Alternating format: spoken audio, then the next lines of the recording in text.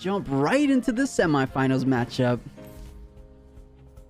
First ban for Durk is that 𝗧𝗃𝗃𝗃, and 𝗧𝗲𝗺 doesn't want to fight a 𝗧𝗲𝗺. 𝗵𝗶 as the lead against a 𝗂𝗚 is frightening stuff. But I understand the 𝗵𝗶 is incredible against every single Tem on Durk's side, except for these two. The Kinu and the 𝗂𝗚. This Nox Bomb turn 1 is probably good for 50-60% even after Mucus. Yeah, you're so right. If there was any other two Temtems in front of this double 𝗵𝗶 lead, there is no way in the world that Durk is going to be able to get off ahead. But you know, 𝗵𝗶 does take 4x damage from the likes of 𝗂𝗚 with those noxious bombs. So, you know, 𝗧𝗲𝗺 does have to tread lightly here, because, you know, 𝗵𝗶, especially a double 𝗵𝗶 opener with that Water CL synergy, he does rely on a lot of aggressive nature from those guys, just outputting a lot of damage. And unfortunately, that's probably what he's not going to be able to accomplish in the opening turn. So what were we thinking, Rawrzyyy? You think he's going to elect to double swap perhaps, just to, you know, did he just want to lock these in? Or does he just want to go ahead and throw the WCLs just because it's going to be some decent little chip damage? It is half effective, but it's still decent, right? It's not the best. Under other circumstances, I think if Kinu was a Tem that 𝗵𝗶 could hurt, then you could make the argument to stay depending on your swaps. With this board state, I don't think that there's any reason to stay. I mean, yes, 𝗵𝗶s can revitalize each other and drool back up and be healthy again, but there's no reason to take a Nox Bomb right now when both of these Tems are pretty much free and clear against 𝗏𝗠𝗀, 𝗬𝗧𝗇, and the Ruler. You know, especially with 𝗬𝗧𝗇 and Ruler as two swaps right now, Nox Bomb's not going to be doing any damage. Even Kinu instead he stayed. Interesting enough though, both 𝗵𝗶 stay in and Durk had no idea. He's like, wait a second, I did not click Noxious Bomb. I could not expect it. But nice little tech coming out from Durk. We've yet to see it making an appearance in the semifinals. He has a slingshot 𝗂𝗚. I haven't seen that before. Real cool on Durk. That did just shy of 50% to Kinu. I know it doesn't have the best bulk in the world physically, but wow, that is very scary damage. That seems worth it, if we're being honest. That was incredible. Yeah, I could only agree with you there. You know, I did not expect it. I was expecting something like a two WCLs to do right around 50%, if not a little bit more. But the fact that he only has to devote one WCL onto the Kinu for it to go down, I think that's worth it there. But let's see, now Durk has some idea that 𝗧𝗏𝗺 is ready to hold on tight to these 𝗵𝗶s. So does he want to let go of a Noxious Bomb onto either of these? Could be nice. And if, yeah, I'm trying to think. The Mimit outsped and did more damage, right?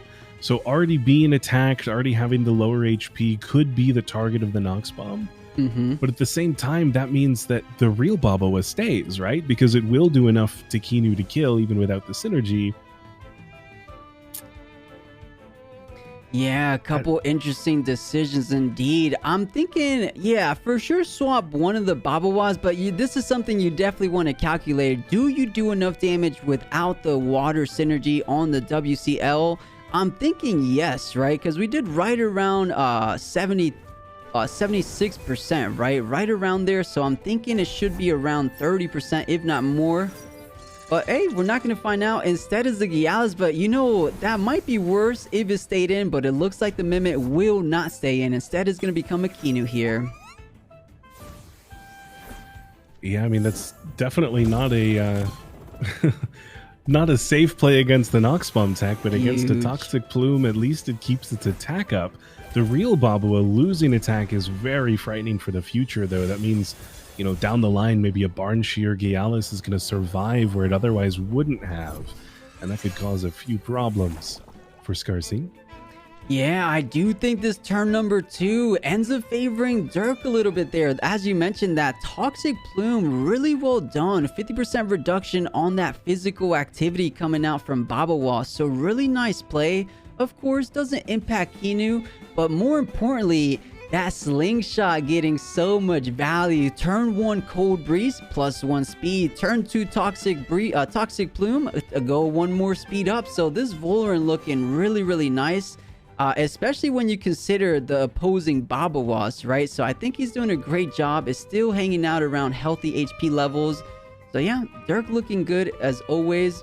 But let's see. Of course, this is just super early in our matchup so far, so anything can go down here.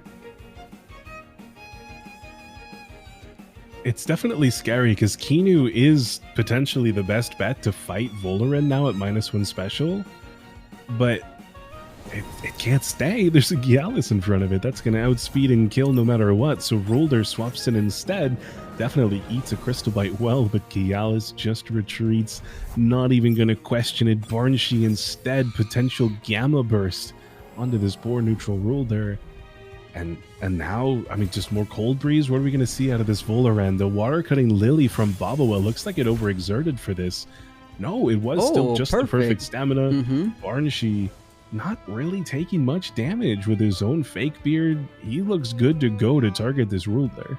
Yeah, and that just goes to show you how impactful 50% reduction on that attack really is, right? In turn 1, of course, it was with the synergy, but these WCLs getting deployed from this normal 𝗵𝗶𝗆 just not getting across the same damage. It really feeling a little lackluster, because ideally you always want to try to do 50%.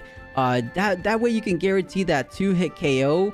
But you know, 𝗬𝗃, not really the tankiest Temtem on the bunch, right? To not even do 50% on the 𝗬𝗃, that definitely says a lot, of course. So really good on Durk so far. And as you mentioned, we do have a strong Gamma Burst potential onto the Rotor. So let's see what 𝗧𝗏𝗃 wants to do, since he doesn't really want to overexert that badly on the 𝗵𝗶𝗆, right? Yeah, he does potentially have the swaps, but I mean, every potential swap is a potential 𝗬𝗧 swap back in for 𝗬𝗃 and Toxic Plume. So you don't really want to do that too often. If you've already got the -2 on the real 𝗵𝗶𝗆, it feels better to get -4, but it does retreat instead. Not going to overexert for anything. 𝗬𝗧 comes in risking it all, but it is, of course, the solid choice against the 𝗬𝗃. HKS from Vola onto this Rawrzyyy from 100 down to 60 even, just like that. +1 speed again. Gamma Burst from 𝗬𝗃. Rawrzyyy, you poor boy. Rhino goes down without doing anything. Huge. I mean, what's the easiest way to take down a Rotor? I believe Durk just demonstrated that very same idea. Unbelievable. Durk really understanding the meta, knowing exactly what he wants to get done. You know, we haven't seen too many 𝗬𝗃s as of late. Maybe 𝗬𝗃 has been a little bit of the secret ingredient to take down the likes of Rotor, because you know, 𝗧𝗏𝗃's Rotor didn't even get to trigger revive. Actually, wait a second. It didn't have revive, because it would have triggered on the Gamma Burst. The HKS went first, so never even had the opportunity. Yeah, that is so right. So right. And you know, so interesting lineup. Here we go. The T-Plume luring that 𝗬𝗧 down -2 attack. You know, if there's one true MVP for Durk, it's 100% this beautiful Luma. Voliran is doing so much work, paying so much value for his team. It's truly breathtaking to witness. It's really nice. Yeah, it comes with really just that cost of a risky turn 1 as well, just clicking 𝗂𝗀𝗆. But as soon as that was done, Voliran was online. That was a very fast setup, all things considered, and it's been profiting for Durk this entire tournament. 2-0 after 2-0, as well as, I think, undefeated in Swiss, right? Yeah, absolutely. Undefeated in Swiss and virtually undefeated up till now. I believe he lost 1 game in the best of 3. But yeah, having a field day today. The one thing I will say, I think Durk has to be a little bit careful. He wants to preserve the Voliran for those 𝗵𝗶𝗆s, or just a 𝗵𝗶𝗆 in the back line. Well, you know, we haven't seen any Noxious Bombs or anything. I wonder if he's not running Noxious Bomb. Let's think about what we've seen. We've seen 𝗂𝗀𝗆, Toxic Plume, HKS. There's still one more missing, right? I'm wondering what that last one is. I would guess a Purgation. Okay. But I can see that. I mean, yeah, I don't know what else it would be necessarily, because it could be a tornado. Yeah. Yeah, I mean, we'll find out when he decides to deploy that final one, unless he's trying to save it, you know, keep it in that secretive spot, just to not reveal too much information. But okay, the double 𝗬𝗪 is coming through. Usually that physical doing so much against the Volarant, but not with this toxic plume. This is so devastating for 𝗧𝗏𝗺. I would say borderline demoralizing. Yeah, I think going into game 2, 𝗧𝗏𝗺 knows what he has to ban now, because when you've got all physical attackers and you're -2, -2, -4, -4, it's just too much. It's so like at the same time, this Volarant is both being incredibly aggro and incredibly support. Yeah, it's such a nice mix with that slingshot. Guarantee that you always go first at +6 speed is really cool to see. And you know, to be fair, Durk has left this Volarant on the board the entire 8 turns. So as you mentioned, this is such a problematic Temtem for the side of 𝗧𝗏𝗺. I would not blame him to ban it the following game. But you know, if you ban the Volarant this game, or apologies, the next game, then the first ban you did this game goes on through. So I wonder what's the worst of all evils. Is it the Volarant or the one ban he chose? I forgot what it was, but I'm sure it was obviously a pretty good Temtem, right? Yeah, I don't remember off the top of my head. I know that these two did play during Swiss and Durk came out ahead. So it's possible that the first time around 𝗧𝗏𝗺 banned Volarant and then got destroyed by the Tem that he banned first this match. And so he banned it first this match, and now Volarant is doing what it does best. That just goes to show you that is great team building all around for the side of Durk. Here's the hook kick. It might just be enough, even though it's half effective. No, leaving it at 2.6%. The stone ball, let's see what's it gonna do. Okay, barely 7% damage. Not all that much, actually. I was expecting a tad bit more.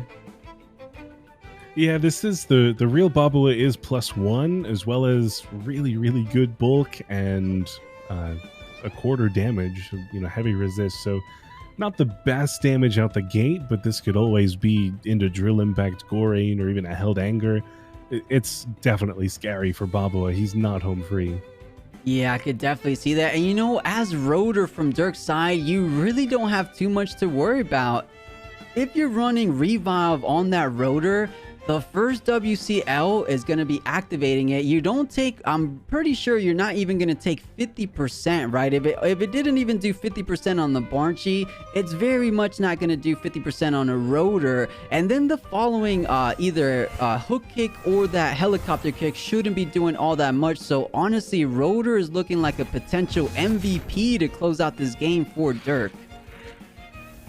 Yeah, Hypnosis onto 𝗶𝗶𝗴, goring onto 𝗬𝗪𝗧, outspeeding any of those shenanigans. And it really is just in this difficult situation now. The Kinu for 𝗧𝗏𝗺 comes out, but it's low enough that a beta burst from Durk's Kinu might even be enough to kill if it outspeeds.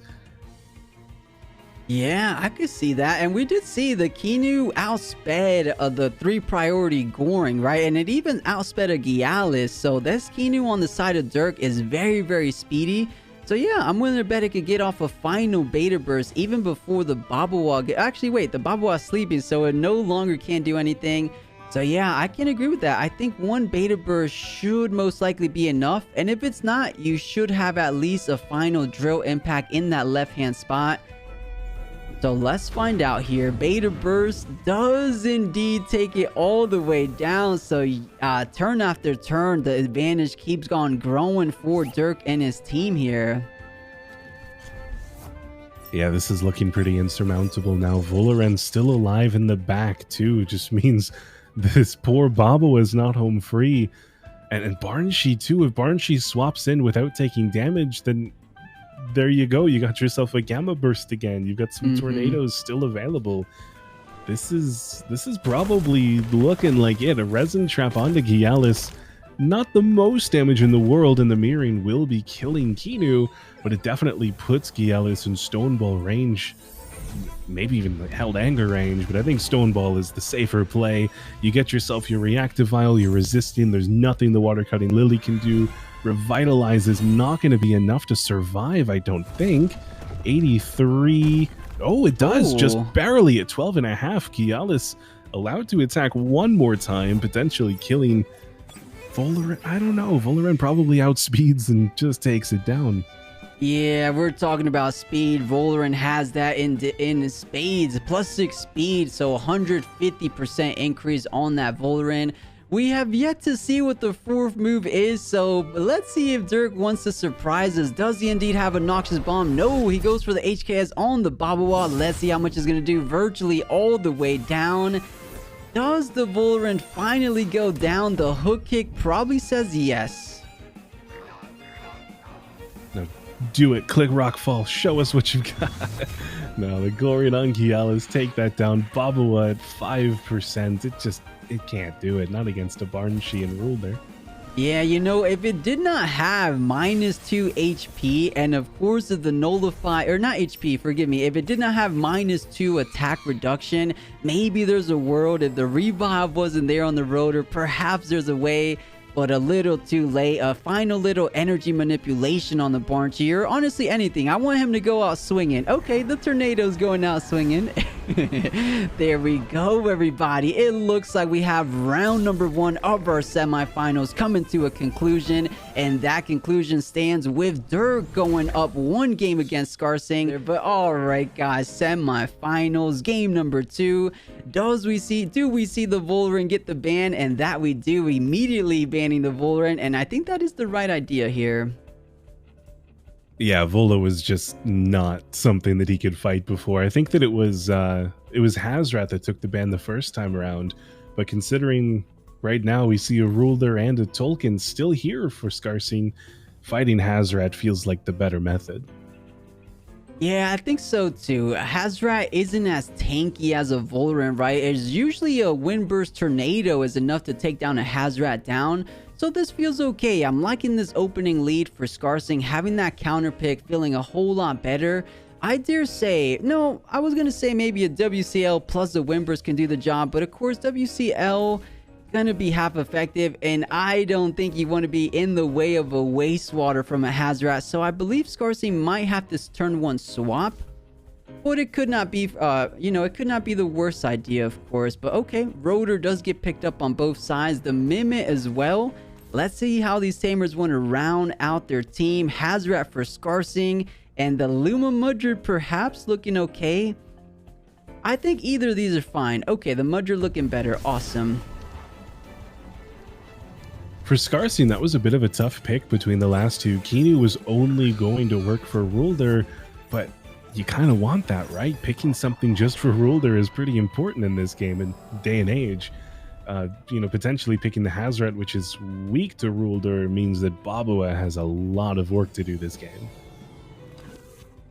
And maybe Tokon was banned last game, but we didn't see Mom's Lunch Tokon, so everything getting applied here except that neutrality Rawrzyyy. I don't think it was neutrality, it was just the fake beard, right? The fake beard, note and void that invigorized there. But let's go ahead and see, as we mentioned before, the wastewater could be coming into the 𝗶𝗶𝗺 spot, so let's take a look what he could potentially swap it out to. I mean, you definitely don't want to bring the 𝗧𝗵𝗺 in front of a Rawrzyyy. We've learned how that goes, and it's not well for 𝗧𝗵𝗺.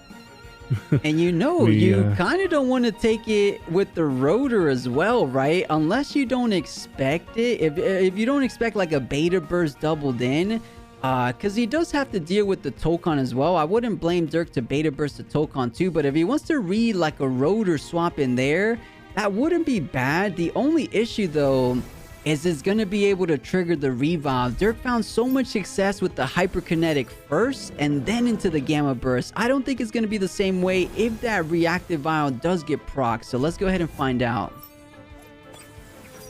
Yeah, it is that Ruler. I was thinking maybe Mimit would be an interesting play and just target the Rawrzyyy turn 1, but Rawrzyyy onto Tolkien onto Gorog. And really, that's just a pretty good play from Durk. Now he's got himself a Gamma Burst in front of a Rawrzyyy that doesn't want to eat it, as well as the double in of a Gorean from Gorog is potentially enough to kill. I mean, we didn't get to see the pure damage of a Gamma Burst against Rawrzyyy previously. We only saw HKS into Gamma Burst, right?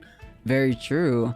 And hey, something I do want to point out, all good on Durk actually electing to run the other trait on this Rawrzyyy. We have yet to see a thick skin Rawrzyyy. Well, here it is, guys. Durk displaying a thick skin Rawrzyyy and actually paying off quite well in front of a Tokon, so not too shabby, reducing those wind attacks by I believe about 20% or so.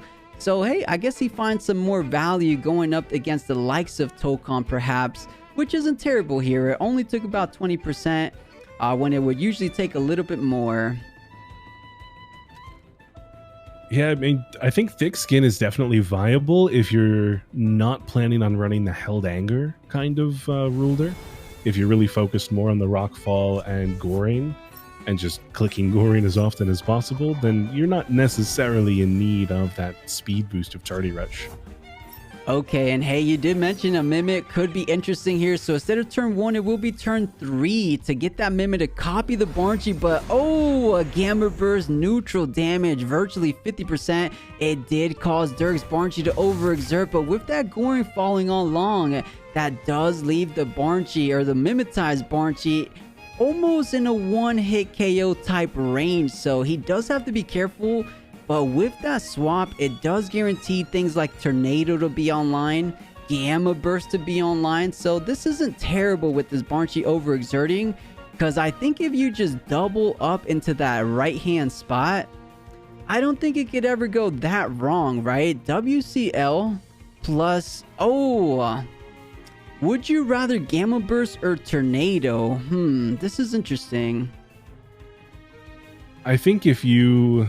Gamma Burst, I mean, if the Tornado probably won't be enough to kill Rawrzyyy. So if Durk stays in and attacks Mimit, he might be able to kill this Mimited 𝗏𝗏𝗀 and have no risk at all to any of the Tems in the back. If it's anything else, I mean, the Tornado just feels too good with the potential Hazrat coming in for 𝗏𝗏𝗀. I think, though, if Durk were to swap in Hazrat, that would be on 𝗏𝗏𝗀's spot rather than Gorog. I think that it would be like a double swap with Kinu and... Yeah, that could be the line. So a couple options for the side of Durk, and it's the job of Scarcing to try to make those reads. At the very least, I think throwing the Gamma Burst in that right-hand spot shouldn't be terrible. The question is, how are we dealing with the 𝗏𝗏𝗀? Because if you don't do the damage on the 𝗏𝗏𝗀 now, I mean, it's most likely not going to stay in, but just kind of thinking a couple turns ahead, because 𝗏𝗏𝗀 definitely seems like a troublesome type Temtem for Scarcing squad. But yeah, does hit the back line, and out comes this nice little Mudrid. Mudrid, meaning 𝗏𝗏𝗀 was very happy at the moment. He's not really threatened by anything except the Crystal Deluge Sleep. And there we go. It does get a little protected buff, but okay, electing to go for the big old Gamma Burst just in case the Rawrzyyy wanted to stay in, and still ends up finding 50% damage. But here we go, the drool onto the 𝗏𝗏𝗀, adding those 3 turns of revitalize, or apologies, writing those 3 ticks of regen, of course, plus the immunity, more so for the regen, of course. Yeah, now Mimic can turn into anybody else and be perfectly happy coming back in the future, potentially as a 𝗏𝗏𝗀 into a Revitalize, and be way back up at that like 85 percentile. Oh, that would be huge. Let's see if he can. He'll be able to pull that off. But so far, we have a Crystal Deluge, and the Mimic stayed in, but oh, it actually goes for the 𝗏𝗏𝗀 there. Risking it all. As the turbo choreography makes this even scarier, as now Durk is going to have so much more speed control. Oh, he woke it up. The attack on 𝗏𝗏𝗀 for the Water Cutting Lily. Is it going to be enough in one go to kill this Mudrid? It had the protector buff. It's not going to kill. 4.5%. That is so unfortunate for Scarcing. The +2 speed means it's going to get another attack off. Exactly right. You know, Protector showing exactly why people are still running it. We had a little conversation a couple streams ago saying, man, Protector doesn't feel like it does enough. Benefactor provides that constant value every turn. But right here, if this Qiinu was a Benefactor instead of a Protector Qiinu, that Mudred would have gone all the way down. And yeah, we wouldn't be able to get off another attack on that +2 speed Mudred. So not too shabby. I mean, honestly, any Qiinu is a good Qiinu if you ask me. But let's see what this final attack could be for this Mudred. Tolkien swaps in just in case it is a Sea Dust, but that does mean that 𝗶𝗶 is going to overexert if it attacks. Sea Dust it is onto 𝗶𝗶 himself. 24% Resin Trap onto 𝗶𝗶 at 2. If he attacks, he's a goner. If he doesn't, he's still a goner. The Resin Trap does 25%. 𝗶𝗶 goes down. Tolkien safe, but for how long? Yeah, feeling decently okay. I mean, things like 𝗵𝗀𝗀𝗃 could still do some decent damage. Things like Rotor from Durk's side could still do some decent damage on the Tokon. So let's see what 𝗧𝗵𝗵𝗶 wants to bring out, and it will be the Rotor. So trying to punish down, or just trying to get things online for this Rotor, right? Because Qiinu just overexerted. You don't have to worry about things like the Resin Trap or that Beta Burst coming from that slot. So yeah, it looks like it's decently okay. I'm not too sure that the Fiery Soul from this Tokon will be able to outspeed a Mudred. I have a feeling this Mudred might just go down swinging with something like a Crystal Deluge. But that would only be for the sleep, right? That wouldn't be that effective damage all around. So maybe you just save it and bring out your Rotor of your own, perhaps. Let's see. Tracy the Hazrat swaps in for that Qiinu in front of a Ruler. It's definitely well, in front of Ruler and Tolkien, it's definitely scary. A big hit onto Tolkien, not quite enough to kill, as it does overexert itself, take its Mudred life away. Fire Tornado instead of a normal tornado means Tracy is okay, and Goring instead of a Stone Ball or Rock Fall means that Tracy is okay. Rush onto Tolkien next turn is enough to kill, although with Qiinu at +2 speed, that's not even necessary. Yeah, true, because he does have Tornado online, and that would normally take down the Hazrat. But yeah, things like Rush should be enough. It is ultra priority, always going first. So yeah, with that final 4.3% remaining, it should be more than enough for that little Rush to take it down. And now 𝗵𝗀𝗀𝗃 coming through, really threatening out this Rotor as we've seen before. I'm just wondering, does he want to maybe get the Rotor into that range first, right? Do you remember what HP it started before that Gamma Burst? It had to be around like 60 or 70, no? I think that it was exactly 70. Okay, so that's around the range it could one-shot, but as you mentioned, the Rush ended off getting off there. But okay, Rotor does get hit the back line. Let's go ahead and see what he swaps into. 𝗵𝗀𝗃 coming in, taking a Hypoxia really well read. That wasn't going to be the Beta Burst. Didn't want to risk popping the Reactive Vial right away. Means that Mimit able to survive as a 𝗵𝗀𝗃, able to pressure out Tracy without Ruler risking his life. Yeah, so far so good. Durk still feeling in control, but 𝗧𝗵𝗵𝗃 not trying to make it so easy on Durk as well. So hey, a little bit of a mirror match. One 𝗵𝗀𝗃 a little brighter than the other. But let's see, they both have about the same techniques online. No tornadoes have been used just yet on either 𝗵𝗀𝗃. So these Hazrats of these players here not feeling too comfortable whatsoever. So the only issue is one of them only has one swap out. The other one probably could swap out to something like Qiinu and eat those attacks decently well. Yeah, and we do see the Contagious proc, which means 𝗧𝗵𝗃 retreating back into Ruler, expecting the big tornado potentially, but Gamma Burst instead onto the Mimit, making sure there will not be any tornado shenanigans on this poor Hazrat that really has overstayed its welcome, if you ask me. It doesn't have anything left to do this match. I don't know why we're still protecting it. Yeah, so 𝗧𝗵𝗃 finding himself with the final 2 Temtems remaining. They are very healthy, I will add. But let's see, he does have quite the climb to make up for these losses here. The Tornado, though, 100 virtually all the way down, 92%. The 𝗧𝗏𝗺 bringing it back up to 15%. But you know, just one more attack from this 𝗏𝗺 should be enough. I don't think it overexerted, right? I didn't see it trigger the overexert. I'm pretty sure it has one more attack if it lives here.